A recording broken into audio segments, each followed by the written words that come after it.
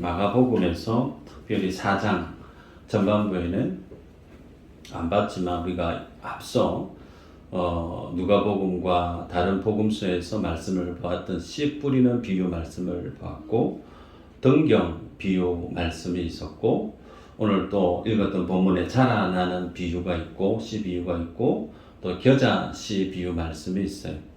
그래서 마가복음 4장 전체 이 네 가지 비유 말씀은 동일한 공통적인 방향성이 하나님의 나라를 설명하고 있는 말씀임을 우리가 알 수가 있습니다. 특징은 그 하나님의 나라는 숨겨져 있다라는 거예요. 소위 은닉성 그렇게 표현하는데 하나님의 나라는 감춰져 있는데 그런데 그 하나님의 나라가 감춰져 있었던 그런 나라였을지라도 말씀의 주인 되신 예수 그리스도께서 이 땅에 오셔서 그 예수님의 말씀과 주님의 사역을 통해서 감춰졌던 숨겨졌던 하나님의 나라가 점차 드러나고 그리고 자라나기 시작했음을 비유 말씀을 통해서 가르치고 있습니다.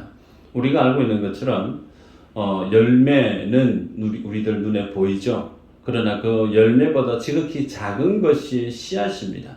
그런데 그 씨앗 중에 겨자씨 혹시 여러분 보셨는지 모르겠어요. 예, 전에도 한번 말씀을 드렸는데 우리나라에서 그죠?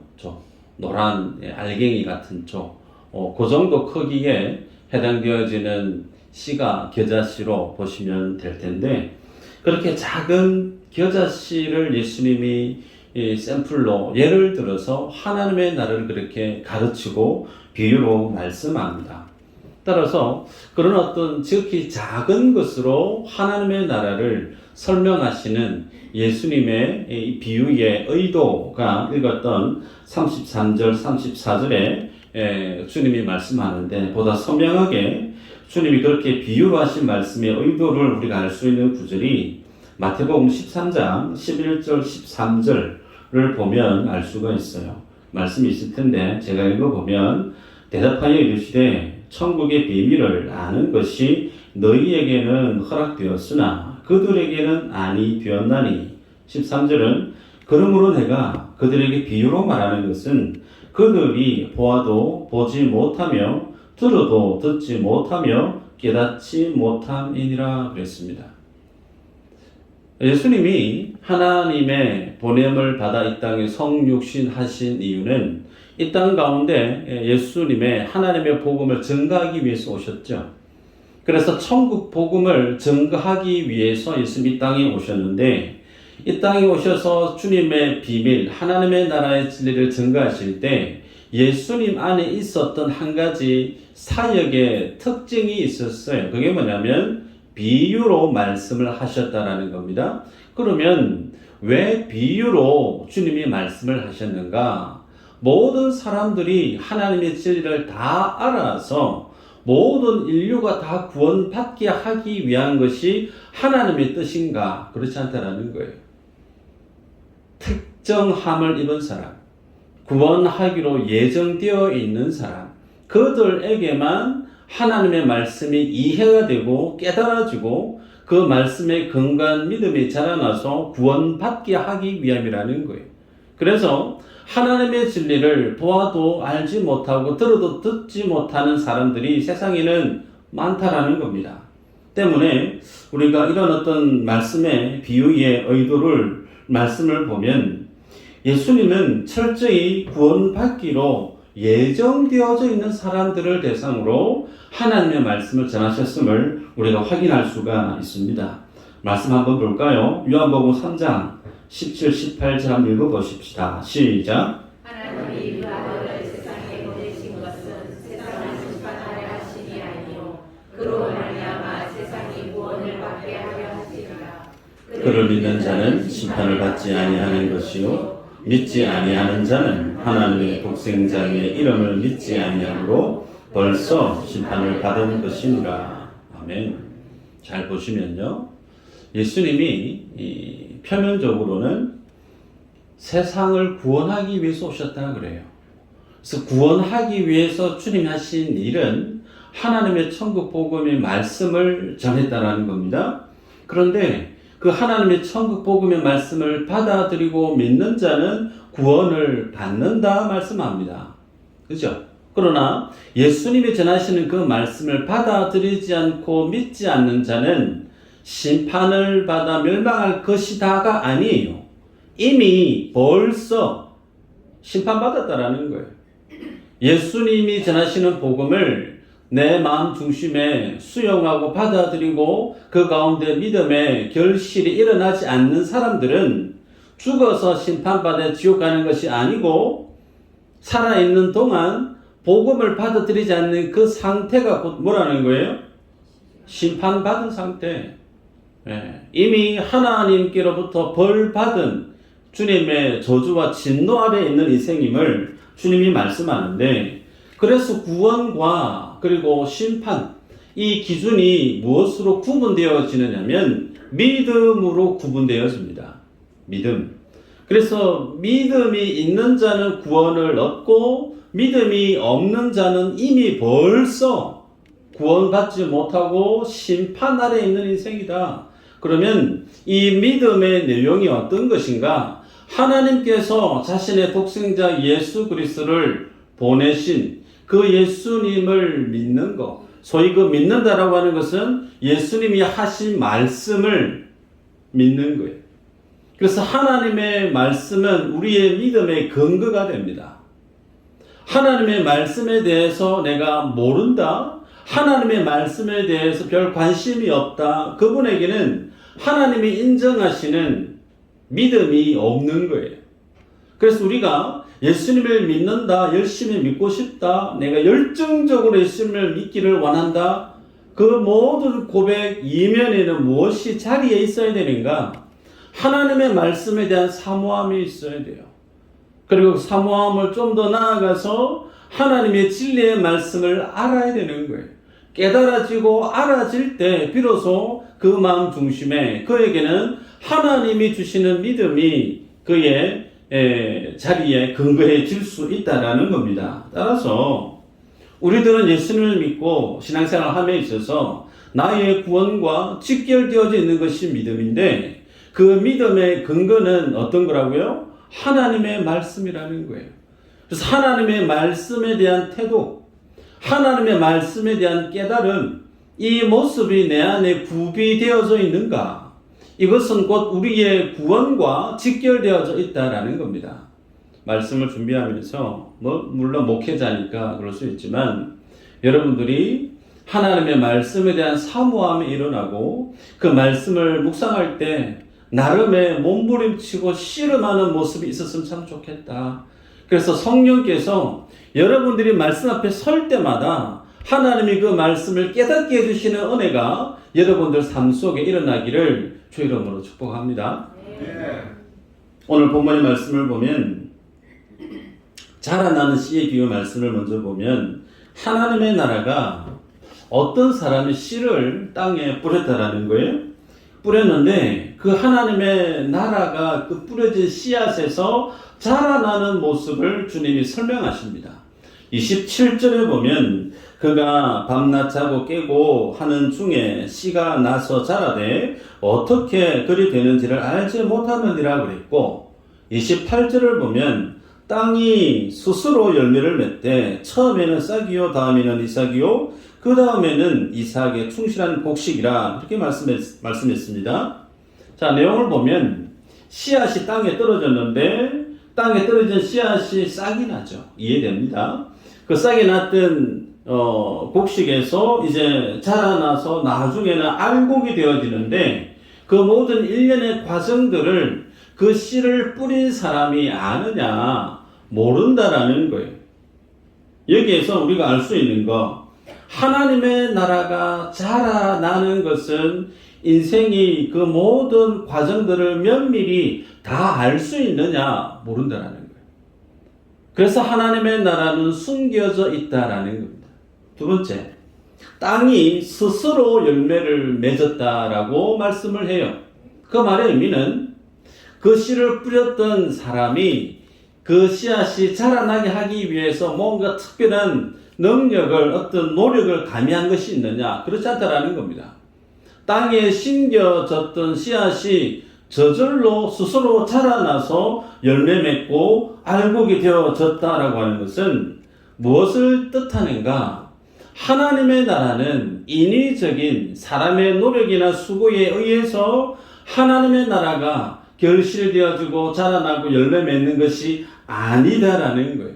그래서 씨 뿌리는 비유 가운데 우리가 발견할 수 있는 것은 하나님의 나라는 전적인 하나님의 능력 아래 있다라는 겁니다. 하나님의 나라가 자라나고 하나님의 나라가 증거되어지고 왕성해지는, 그래서 겨자씨 비유 가운데 후 불면 날아가는 먼지와도 같은 그 겨자씨가 나중에 자라나면 어떻게 해요? 새가 날아와서 그 가지에 깃들일 정도로 왕성하게 자라나는 그 모든 과정들, 그것은 인간의 노력이나 인간의 열심에 있지 않고 하나님의 권능, 하나님의 주권 아래에 있는 것임을 오늘 주님이 설명합니다. 그래서 이전에 씨 뿌리는 비유에 대해서 말씀을 드렸는데 마가복음 4장 8절에 이렇게 기록하죠. 더러는 좋은 땅에 떨어짐에 자라 무성하여 결실하였으니 30배나 60배나 100배가 되었느니라. 여러분들이 아마 잘 아실 겁니다. 씨 뿌리는 비유. 100배나 결실을 했다. 그런데 이 말씀을 우리가 잘 아셔야 되는 것이 하나님 앞에서 내가 옥토밭이되고 좋은 땅이 되어져서 열매 맺는 사람이 되어야 되겠다. 그렇게 해석을 하면, 적용을 하면 이 비유에 있어서의 말씀에서는 맞지 않는 적용이라는 거예요. 그렇다고 해서 우리가 하나님 앞에서 믿음의 열심을 내야 되는 것이 잘못되었느냐? 그거 아니죠.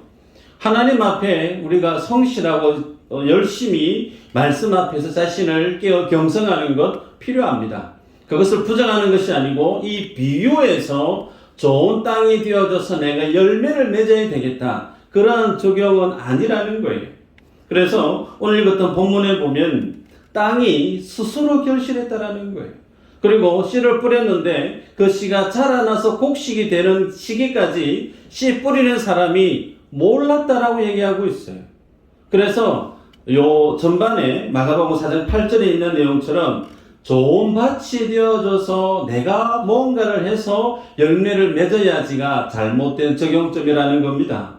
때문에 열매를 맺는 것은 누구의 영역인가? 하나님의 영역이라는 거예요.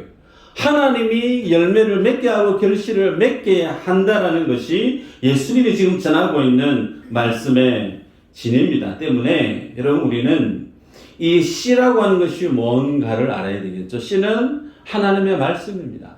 하나님의 진리예요. 그럼 씨 뿌리는 농부는 누굴까요? 오늘 1차적으로는 예수 그리스도 주님을 뜻합니다. 그래서 주님이 이 땅에 오셔서 생명의 씨인 하나님의 진리의 말씀을 헛뿌리는 공생의 사역을 시작했죠. 마태복음 4장 17절에 이렇게 기록합니다. 이때부터 예수께서 비로소 전파하여 이르시되 회개하라 천국이 가까이 왔느니라 하시더라. 소위 이때부터라고 하는 이 시점은 예수님이 사단의 마귀에 의해서 시험을 받았던 광야에서의 금식기도를 통과하고 사단으로부터 그 모든 유혹을 이겨내신 이후에 이제 공생의 사역을 시작하시는데 그 모든 사역의 중심에 예수님의 사역은 단 한 가지입니다. 하나님의 말씀을 전했다라는 거예요. 가르치시고 전파하시고 병간자를 치유하시고 하나님의 천국 복음을 전하셨던 일이 예수님이 이 땅에서의 삶의 가장 주된 내용이었다라는 겁니다.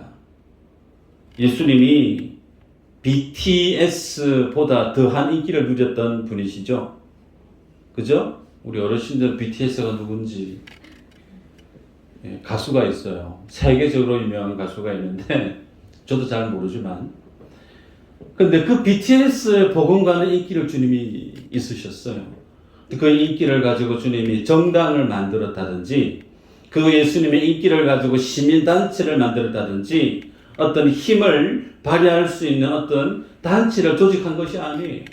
예수님은 세리 혹은 죄인으로 취급받던 혹은 업으로 무식한 업으로 취급받던 제자들 12명 데리고 그들과 3년 동안 공생에 함께 먹고 자고 하면서 예수님의 복음을 전한 것이 주의 진리, 소위 씨 뿌리는 사역, 말씀을 전하는 사역, 그것만 주님이 하셨더랬습니다.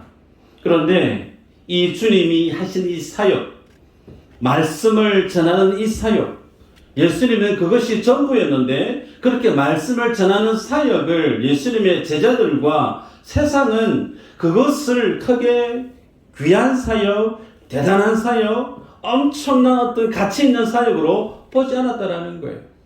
도리어 제자들은 예수님이 오병이의 기적을 행하시고 죽은 자도 살려내시고 바리새인과 서기관과 종교 지도자들 간에 어떤 율법적인 논쟁에서 명쾌하게 말씀으로 한판 승리하신 주님의 그 지혜에 놀래서 예수님이 이제 로마 정권을 뒤엎고 강대했던 다윗의 나라, 우리 조상의 그 나라의 그 모습을 회복할 예수님의 모습을 꿈꿨다라는 거예요.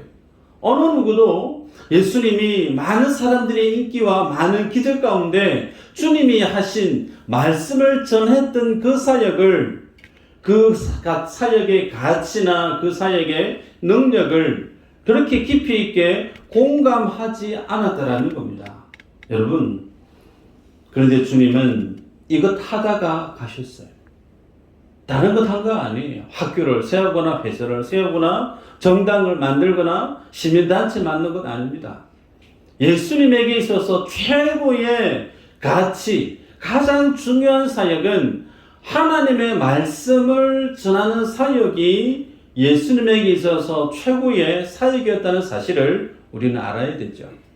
여러분 때문에 이 말씀을 비유로 말씀하신 이 주님의 말씀에 대한 사역은 그럼 오늘날 누구에게 위임되어져 있는가? 교회에 위임되어져 있어요. 예수 믿는 성도에게 동일하게 하나님의 말씀을 전하는 이 사역이 우리들에게 위임되어져 있다라는 사실을 여러분이 인정하시고 아셔야 됩니다. 그래서 우리도 마찬가지 이 땅 가운데 있으면서 예수님이 알려주셨던 하나님의 나라에 대한 복음을, 하나님의 진리의 말씀을 전해야 되는 사명이 우리에게 있다는 겁니다. 그러면 그 하나님의 나라의 특징이 어떤 것인가? 우리가 비유로 말씀을 보았는데 감춰져 있다라는 거예요. 감춰져 있다. 언닉성.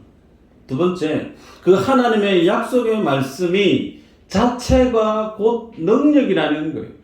인위적인 어떤 열심, 인간의 어떤 노력으로 뭔가를 만들어내는 것이 아니고 말씀 자체가 능력이라는 겁니다. 이 사실을 아는 하나님의 사명자는 그러면 이 땅 가운데 주님의 말씀 앞에서 어떻게 주어진 사명을 감당해야 될 것인가에 대한 질문이 우리 모두에게 주어지죠. 말씀 한 구절을 볼까요? 고린도전서 1장 21절에서 25절 한번 읽어보십시다. 준비 시작. 하나님의 지혜에 있어서는 이 세상이 자기 지혜로 하나님을 알지 못하므로 하나님께서 전도에 미련한 것으로 믿는 자들을 구원하시기를 기뻐하셨도다. 유대인은 표적을 구하고 헬라인은 지혜를 찾으나 우리는 십자가에 못 박힌 그리스도를 전하니 유대인에게는 거리끼는 것이요 이방인에게는 미련한 것이로되 오직 부르심을 받은 자들에게는 유대인이나 헬라인이나 그리스도는 하나님의 능력이요 하나님의 지혜니라. 하나님의 어리석음이 사람보다 지혜롭고 하나님의 약하심이 사람보다 강하니라. 아멘. 여러분, 하나님의 나라가 어떻게 이루어져 가고 완성되어지는가? 전도로 이루어진다라고 성경은 말씀합니다. 근데 그 전도를 보는 사람들의 관점이 어떻게 이해되어지는가? 참 미련하다. 소위 별 가치 없게 여긴다라는 거예요. 전도하는 그 모든 과정들. 그런데 그 전도 안에 담고 있는 내용이 뭐냐면 예수 그리스도가 그 전도의 핵심이라는 겁니다. 십자가에 못 박히신 예수 그리스도. 왜 예수님이 십자가에 못 박히셔야 되는지, 박히신 의미가 뭔지, 박히시고 나오고 난 이후에는 어떻게 되었는지, 그것이 오늘 나와 어떤 관계가 있는지 그 내용이 전도 안에 담겨져 있는 실체인데 그것이 곧 복음이고 그 복음이 하나님에게서 무엇이라 성경이 선언하듯 말씀하는가? 그것이 하나님의 능력이다. 하나님의 능력. 여러분 그래서 여러분들에게 도전합니다. 신앙생활 하면서 하나님의 능력을 좀 처음 받고 싶다. 하나님이 살아계심을 내가 좀 느끼고 싶다. 그런 어떤 믿음의 간절함이 있으시면 전도하시길 바라요. 전도하시면 하나님의 일하심을 여러분이 봅니다. 교회 안에, 성도 안에 오늘날 가장 큰 약점이 뭐냐면 예수님을 믿는다 고백하면서도 예수님을 믿는 복음에 대해서 잘 몰라요. 그 모른다라고 하는 것은 하나님의 말씀이 지니고 있는 능력에 대해서 모른다라는 겁니다. 말씀에 대해서 알아야지, 봐야 되지, 말씀이 중요하지, 여기에 대한 모든 공감대는 우리에게 다 있어요. 그런데 그것을 아는 것과 실제 말씀 앞에 내가 다스림을 받아서 말씀이 내 인생을 어떻게 주님이 역사해 가는지를 경험하는 것과는 별개라는 거예요. 그래서 실제 교회가 해야 될 일이 무슨 일이냐면 복음 전하는 일에 열심을 내야 되는 겁니다.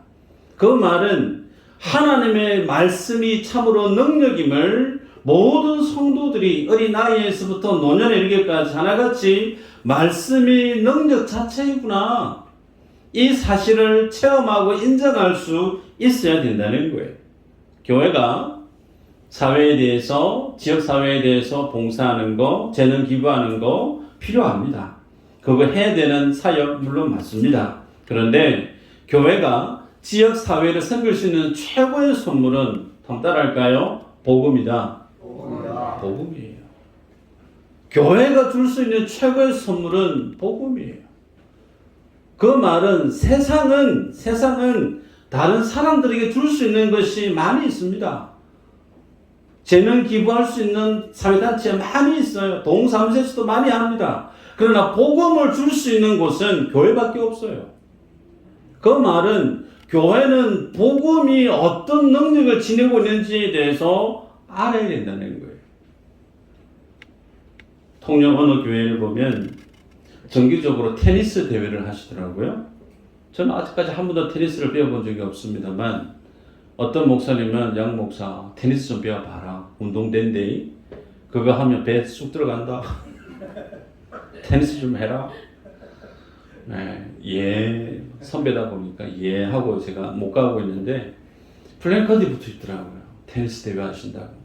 네, 혹은 음악회 한다고 플래카드 붙어 있는 교회도 있고 나름의 의미는 있습니다. 그죠? 테니스 대회 할 수 있습니다. 음악회 할 수 있습니다. 그런데 제 마음속에 내신 어떤 고민이 있느냐면 그 행사를 준비하면서 쏟아붓는 모든 에너지에 비해서 하나님의 복음과 말씀이 죽은 영혼을 살려낸다라고 하는 이 진리 앞에 어느 정도로 깨어있는가. 그것을 모른 채 다른 이벤트 중심의 교회 사역이 일어나고 있다라고 하면 그것이 과연 하나님 앞에 교회로서 주님 앞에 올려드려야 될 최고의 모습이 맞는가. 저는 고기가 갸우뚱되었습니다. 이전에 한국 교회에 선교의 열정이 바람이 크게 불었던 때가 있었습니다. 제가 신학단을 뛰었는데 그때 선교의 슬로건 중에 하나가 뭐였느냐면 Back to 예루살렘이라는 말, 아마 여러분 아시는 분 계실 거예요. 소위 복음의 서진 운동. 그래서 세계 지도를 펼쳐놓고 한국을 기준으로 해서 복음이 서진에 가야 된다는 거죠. 그러면 서진에 가면 어떻게 갑니까? 중국을 관통하죠. 인도를 관통합니다. 그러면 나중에는 중동 예루살렘을 회복하는 거. 그래서 예루살렘의 복음이 증거되어지는 그 모든 일련의 복음의 물줄기는 예수님이 이 땅에 재림하게 되어지는 그 주님의 재림의 날짜를 앞당기는 선교의 운동이다. 그래서 우리는 복음이 서진에 가야 된다. 그러면서 교회마다 선교의 동기부여를 복음의 서진 운동에 해당되어지는 나라와 민족 중심으로 그렇게 선교를 열심히 했던 적이 있었어요. 혹은 세계지도를 펼쳐놓고 위도의 10도, 40도 사이를 가장 나라와 민족 가운데 복음화율이 가장 낮은 지역이다. 그렇게 해서 위도 10도, 40도 사이에 있는 나라와 민족을 주 대상으로 많은 선교를 해야 된다. 그러면서 열심히 그 지역을 향해서 선교했던 적도 있었습니다. 여러분, 그런데 그 선교 전략이 선교 현장에서는 필요해 보이는데 간과하는 것이 뭐냐? 오늘 읽었던 본문에 보면 씨 뿌렸던 농부가 그 씨가 알곡이 되기까지 알지 못했다라는 거예요. 그리고 그 땅이 스스로 열매를 맺었다라고 하는 것은 하나님의 나라는 결국 어떻게 해서 완성되어지는가? 하나님의 주권에 의해서 이루어진다는 게 주님이 가르치고 있는 하나님의 나라의 기준임을 보게 됩니다. 주일 오후에, 오늘은 아니지만 예배 드릴 때 사도행전 말씀을 우리가 묵상을 해요. 사도행전에 베드로가 등장하고 바울이 등장하고 많은 사도들이 쭉 등장하는데 그들의 사역의 모습들 속에 그들이 각 개개인이 그 사도행전의 주인공이었던가? 아니죠. 사도행전의 주인공은 사람이 아니에요. 성령님입니다. 하나님이세요. 하나님이 인생을 어떻게 들어서 하나님의 복음이 증거되어지고 그 땅 가운데 교회가 없던 그곳에 하나님에게 어떻게 세워져 왔는지를, 복음이 어떻게 확장되어 가는지를, 하나님의 일하심이 어떻게 이루어지는지를 가시적으로 기록해 놓은 것이 사도행전 아닙니까? 그래서 사도행전은 주인공이 사람이 아니에요. 하나님이세요. 그래서 하나님이 하나님의 나라를 어떻게 확장해 가는지, 나는 아시아에 가서 복음을 전하고 싶은데 바울의 고백 아니었습니까? 하나님이 그 모든 길을 막으십니다. 다 막으시고 빌립보로 복음이 유럽으로 갈 수 있는 그 길을 주님이 트셔서 사역의 방향성을 하나님이 진두지휘 하시지 않았습니까? 여러분, 그래서 하나님의 나라는 어떻게 해서 완성되어지는가? 그 주체가 인간이 아니라는 거예요. 하나님이라는 사실 우리가 인정해야 됩니다. 두 번째, 그 하나님의 나라가 완성되어지는 능력이 뭐냐? 하나님의 말씀이 곧 능력이라는 겁니다. 여러분, 이 사실을 꼭 기억하셔야 돼요. 말씀 한번 볼까요? 고린도후서 5장 14, 15절 한번 보십시다. 시작. 그리스도의 사랑이 우리를 강권하시는도다. 우리가 생각 가운데 한 사람이 모든 사람을 대신하여 죽었은즉 모든 사람이 죽은 것이라. 그가 모든 사람을 대신하여 죽으시면 살아있는 자들로 하여금 다시는 그들 자신을 위하여 살지 않고 오직 그들을 대신하여 죽었다가 다시 살아나신 이를 위하여 살게 하려 하십니다. 아멘. 이 구절 말씀을 근거해서 질문을 던지면 예수 만난 사람, 예수 믿는 사람, 한 세상, 인생 어떻게 살아야 되는가? 다시는 그들 자신을 위하여 살지 않고 오직 그들을 대신하여 죽었다가 다시 살아나신 이를 위하여 살게 하려 함이라. 예수 그리스도를 만난 성도가 세상을 왜 살아요? 라고 질문을 던지면 돈 벌려고요. 자식들을 잘 케어하려고요. 그거 아니라는 거예요. 예수 만난 사람에게 질문을 던질 때 당신이 살아야 될 삶의 목적이 뭐예요? 라고 던지면 예수 그리스도를 위해서 내가 삽니다. 그것이 성경이 우리에게 주시는 진리임을 말씀합니다.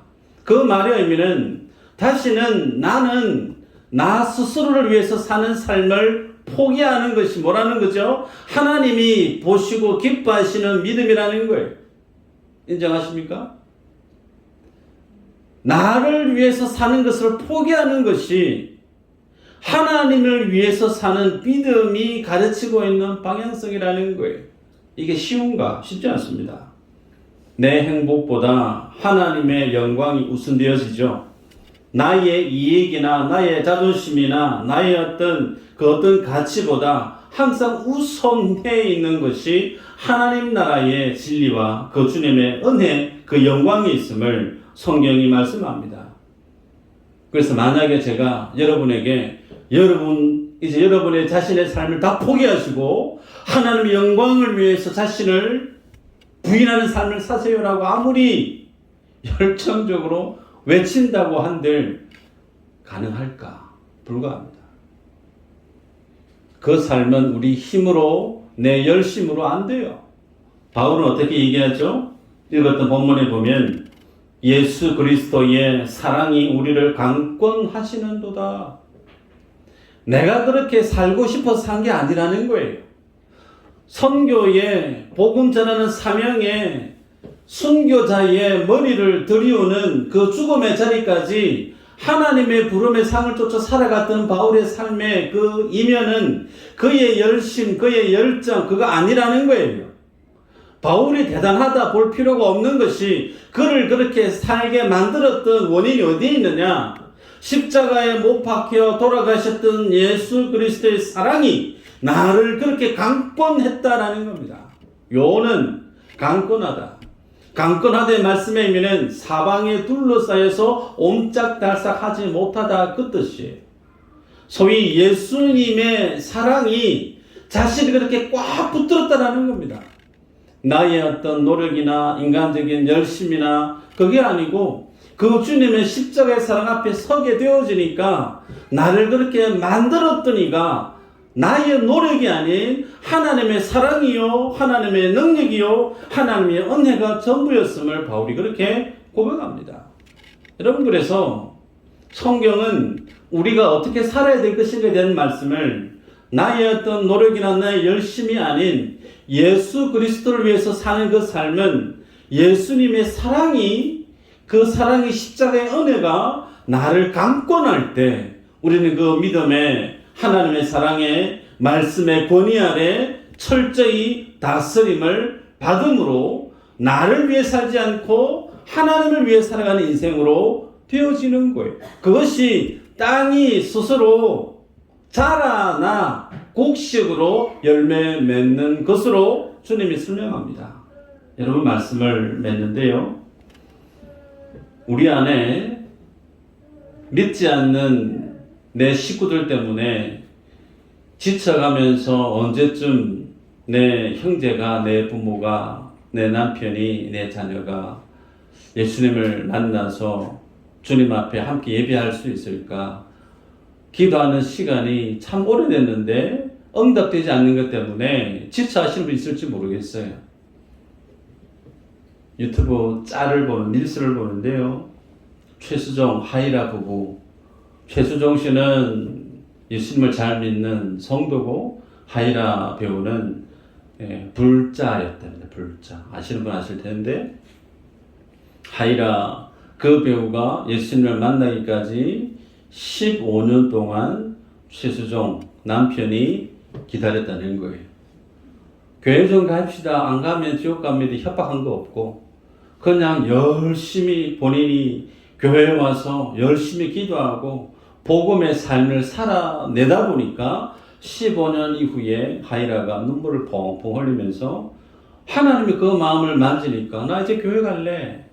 그런 어떤 고백을 하는 걸 제가 봤습니다. 여러분, 사람을 바꾸는 것은 우리가 할 수 없는 거예요. 송아지를 이끌고 물가에까지 데려갈 수는 있어요. 그죠? 그러나 그 물을 마시는 것은 우리가 할 수 없습니다. 우리가 복음을 열심히 전할 수는 있어요.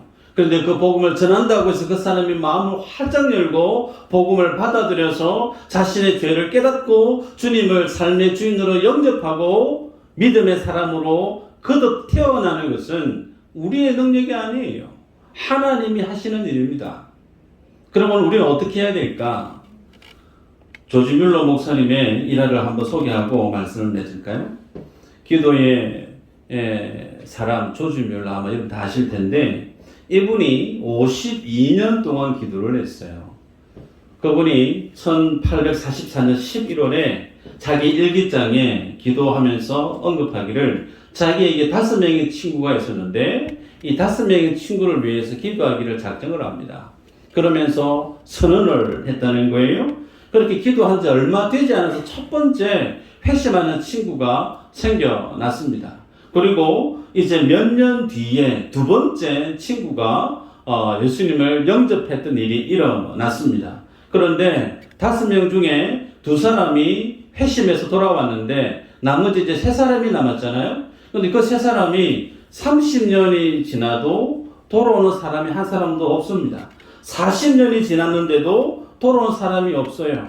그래서 기도하고 있는 조지밀러 목사님에게 다른 사람들이 이제 그만해도 안 되겠습니까? 이제 포기하셔야 될 거 아니에요?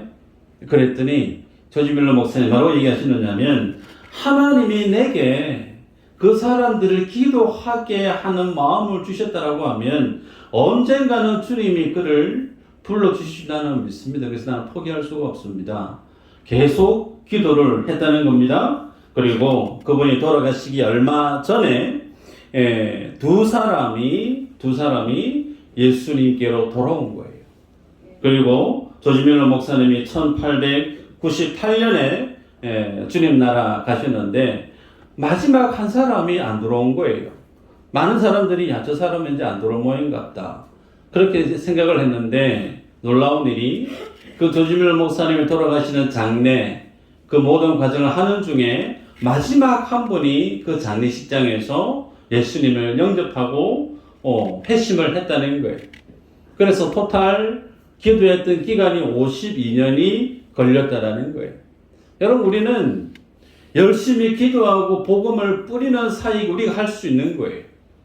그런데 그 복음을 뿌리고 기도하는 그 모든 시간 가운데 자라나게 하시고 열매 맺게 하시는 이는 하나님이십니다. 바울이 고백하죠. 나는 심었으되 아볼로는 물을 주었고 자라나게 하시는 이는 하나님이시라. 아멘.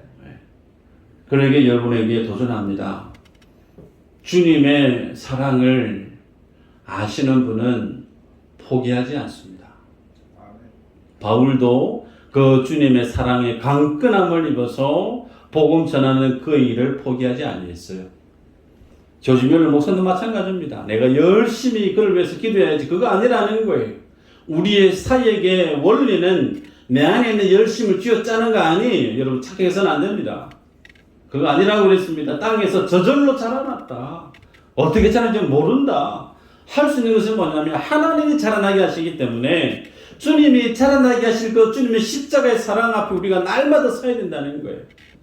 십자가 은혜 앞에 서지 않으면 우리는 이 삶을 살아낼 수 있는 능력이 우리에게 없다는 겁니다.